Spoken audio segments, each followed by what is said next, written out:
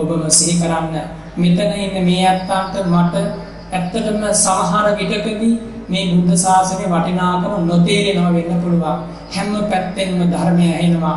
සූත්‍ර විනය අභිධර්මයේ වශයෙන් චතුරාර්ය සත්‍ය හේතුඵල ධාම පටිච්ච සමුප්පාදේ කර්ම බල ධර්මය නිවන් දකින වැඩපිළිවෙල උදේ හවා ඇහෙනකොට මේකේ වටිනාකමක් නැති වෙන්න පුළුවන් කෙනෙකුට මතක තබා ගන්න. ගමක් ගානේ විහාරාරාම පෙනුනට ගමක් ගානේ කසාවත දැක ගන්න ලැබුණට උදේ හවා අමා බණපද කනින් ඇසුනට මේ වගේ කාලයක් ලෝකේ හැමදාකම එන්නේ නැහැ.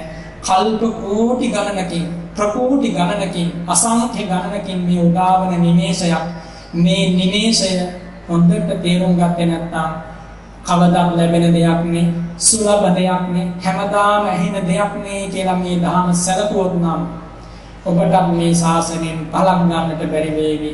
ඒ නිසා දුප්පත් කෙනෙකුට වේල් හතක් බඩගින්නේ හිටපු කෙනෙකුට ප්‍රණීත අනගී රස භෝජනයක් උණු මේ ලැබුණා වගේ සලකන්නට ඕන මේ බුද්ධ ශාසනය. කාන්තාර මාර්ගයේ වැඩි කැටි පුපුරන මහා අවු රශ්මිය ඇවිදගෙන ආපු කෙනෙකුට මහා වනස්පති වෘක්ෂයක් යට පස්පියුමින් සැදී ගිය කැළඹිලා නැති ප්‍රණීත නිල් ජලය ඇති පොකුණක් දැක්කහම යම්සේද හිතේ සැනසීමක් ඇති වෙන්නේ. අන්න ඒ වගේ මේ ධර්මයේ සලකන්න. මාරාන්තික පිළිකා වගේ ආබාධයක් හැදිච්ච කෙනෙකුට කියනවා තව සතියයි ඔබ ජීවත් වෙන්නේ. ඔබ මැරෙනවා. ඒ දවස එන්න කිට්ටු වෙනවා. තව දවසයි ඔබ ජීවත් වෙන්නේ. ඔබ මැරෙනවා. එහෙම කියලා තව මිනිත්තු කිහිපයයි ඔබ ජීවත් වෙන්නේ. ඔබ මැරෙනවා. දැන් හොඳටම අමාරුයි. කන අදින වෙලාවක දිව්‍යමය ඖෂධයක් ලබා දෙනවා. ඒ දිව්‍යමය ඖෂධයේ දිවගෑ තොලගෑ පමණින් සියලු ආබාධයන් සමනය වෙලා නැගිටිනවා. ශරීරය බලගැන් වෙලා අන්නේ දිව්‍ය ඖෂධය වගේ සලකන්නට ඕන මේ බුද්ධ ශාසනය. මහා නෞකාවක නැගින දුවා දරුවන් පවුල් වල ඉන්න සියලු දෙනාම ඈත රටකට යන්න විනෝද ගමනක් යන්න මහා ගැඹුරු සාගරයේ නැවකින් තරණය කරනවා. විනෝද වෙමි කකා බිබී සතුටින් ගී කියා යනකොට ඔන්න ආරංචි වෙනවා. නැව සිදුරු වුණා, පදර ගැලවුණා, ලෑලි ගැලවුණා. දැන් වතුර කාන්දු වෙනවා. ටික ටික නැව කැරකෙනවා, රුවල් ගැලවෙනවා. හැමදෙනාම හඬනවා. විලාප තියෙන මොහොතක කවුරු හරි බලවත් කෙනෙක් ඇවිල්ලා ඒ නෞකාව ගොඩබිමකට ඇදගෙන යනවා, ගිලෙන්න දෙන්නේ නැතිව. අන්න ඒ වගේ සලකන්න. සංසාර සාගරයේ ඇවිද යන ඔබට මට ස්වර්ණමය නෞකාවක් සදිසිව සසර සයුරට දියත් කළ මේ තථාගත ධර්මයේ බුද්ධ ශාසනය එහෙම සැලකුවේ නැත්නම් මේ ධර්මයෙන් පලක් ගන්නට බැරි වෙනවා. ඒ විදිහට ආදරයෙන් ගෞරවයෙන් මේ ශාසනය පිළිබඳව පිළිපදින්න ඔබට එයම අමා නිවනට හේතුව බවට පත් වේවි. බුදුරජාණන් වහන්සේ එදා මහා නාම ශාක්‍යයන්ගෙන් අහනවා. මහා නාම මේ ලෝකේ ශාස්ත්‍රවරු 3 දෙනෙක් ඉන්නවා. පළවෙනි කෙනා කාමයන් ප්‍රහාණය කරන හැටි කියනවා. රූපයන් ප්‍රහාණය කරන හැටි, වේදනාව ප්‍රහාණය කරන හැටි කියන්නේ නැහැ, කියන්න දන්නේ නැහැ. කාමයන්ගේ ප්‍රහාණය කියන්නේ රූපාවචර ධ්‍යාන ඉපදීම. ඊළඟට රූපයන්ගේ ප්‍රහාණය කියන්නේ සතර අරූපාවචර සමාපත්තීන් ඉපදවීම. වේදනාවේ ප්‍රහාණය කියන්නේ ශාන්ත අමා නිවන නිරෝධ සමාපත්තියට සමවැදීම.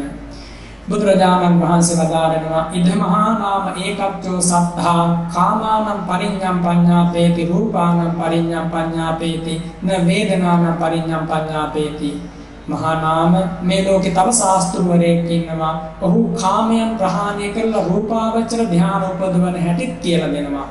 අරූපාවචර ධ්‍යාන උපදවන හැටිත් කියලා දෙනවා. හැබැයි නිරෝධ සමාපත්තියට සමවදින්න හේවත් සෝවාන් ආදී මගඵල ලබන මාවතයාට කියලා දෙන්න බෑ. ඒ වගේම නැවත අහනම බුදුරජාණන් වහන්සේ ද මහා නාම ඒකත්වෝ සත්තා ඇතැම් ශාස්ත්‍රවරයෙක් කලාතුරකින් මේ ලෝකෙට පහළ වෙනවා. කාමයන්ගේ ප්‍රහාණයක් දේශනා කරනවා, රූපයන්ගේ ප්‍රහාණයක් දේශනා කරනවා, වේදනාවේ ප්‍රහාණයක් දේශනා කරලා නිරෝධ සමාපatti සෝයේ හේවත් නිවන් සුව මේ ජීවිතයේදීම විඳ ගන්න මාවත දේශනා කරනවා. මහා නාම මේ ශාස්ත්‍රවරු 3 දෙනාගෙන් කවුද වටින්නේ? මහා නාම මේ ශාස්ත්‍රවරු 3 දෙනාගෙන් කාටද වන්දනා කළ යුත්තේ? මහා නාම මේ ශාස්ත්‍රවරු තුන්දෙනාගෙන් අගය කුල යුත්තේ කවුද කියලා භාග්‍යවතුන් වහන්සේ අසවදාලා. පින්වතුනි මේ කතාව බරණ්ඩුකාලාම කියන තාපසතුමා පැත්තකට වෙලා අහගෙන ඉන්නවා. පැත්තකට වෙලා අහගෙන ඉඳලා ඒ පුද්ගලයා ප්‍රකාශ කරනවා මහා නාම ශාක්‍ය රජතුමාට ඒකාති මහා නාම වදේහි. මහා නාම ඔය ශාස්ත්‍රවරු තුන්දෙනාම කියන්නේ එකම දෙයක් කියලා ප්‍රකාශ කරන්න කිව්වා. බුදුරජාණන් වහන්සේ අහනවා ඔය ශාස්ත්‍රවරු තුන්දෙනාම කියන්නේ එකක්ද? එහෙම නැත්නම් ඔය තුන්දෙනා කියන්නේ ආකාර තුනක්ද? ඔය තුලින් ශ්‍රේෂ්ඨ වන්නේ කවුද? ඒ තාපසතුමා කියනවා මහා නාම රජතුමාට මහා නාම ඔබ කියන්නේ ඔය හැමෝම කියන්නේ එකයි කියලා. බුදුරජාණන් වහන්සේ වදාරනවා නෑ මහා නාම ඔබ කියන්නේ ඔය තුන්දෙනා කියන්නේ තුන් විදිහකින් කියලා. නැවත කියනවා බරණ්ඩුකාලාම මහා නාම ඔබ කියන්නේ ඔය තුන්දෙනාම කියන්නේ එකයි කියලා. බුදුරජාණන් වහන්සේ දෙවන වතාවට දේශනා කරනවා නෑ මහා නාම ඔබ ප්‍රකාශ කරන්න ඔය තුන්දෙනාම කතා කරන ආකාර තුනක්මයි. ඔය තුන්දෙනාගේ දර්ශන තුනක්මයි. නැවත වතාවක් බුදුරජාණන් වහන්සේ වදාළ දේ නොසලකා මේ තාපසතුමා මහා නාමයට ප්‍රකාශ කරනවා මහා නාම ඔබ බය නැතුව කියන්නේ ඔය තුන්දෙනාම කියන්නේ එකම දෙයක්. දැන් මේ වගේ කාලයක ඇතැම් ඇත්තෝ කියනවානේ ඔය හැම ආගමික නායකයෙක්ම ඔය හැම ශාස්ත්‍රවරයෙක්ම කිව්වේ එකම දේ කියලා. ඔය හැමෝම පෙන්නන්නේ එකම දේ කියලා ඇතැම් ඇත්තෝ කියන්නේ. අන්න ඒ වගේ බුදුරජාණන් වහන්සේ තුන්වෙනි වතාවට වදාලා නෑ මහා නාම ඔබ සත්‍ය ප්‍රකාශ කරන්න. ඔය තුන්දෙනාගේ ඉගැන්වීම් තුන සමාන වෙන්නේ නෑ. පළවෙනි කෙනා කාමයන් පිටු දකින්න කියලා දෙයි. එයා රූපයන් පිටු දකින්න කියලා දෙන්න දන්නේ නෑ. තුන්වන කෙනා සියලු කාමයන් ප්‍රහාණය කරලා රූපාවචර අරූපාවචර බ්‍රහ්ම ලෝකවලින් සමුගෙන ශාන්ත නිවන වෙත යන මාවත කියලා දෙනවා.